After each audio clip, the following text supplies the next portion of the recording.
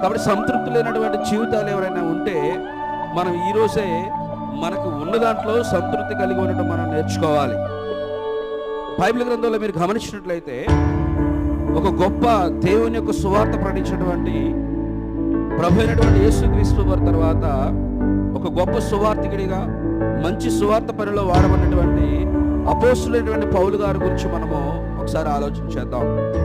ఆయన అంటాడు, ఫిలిప్పీయులకు రాసిన పత్రిక 4వ అధ్యాయం 1వ వచనంలో 11వ వచనంలో అపోస్తులైన పౌలు గారు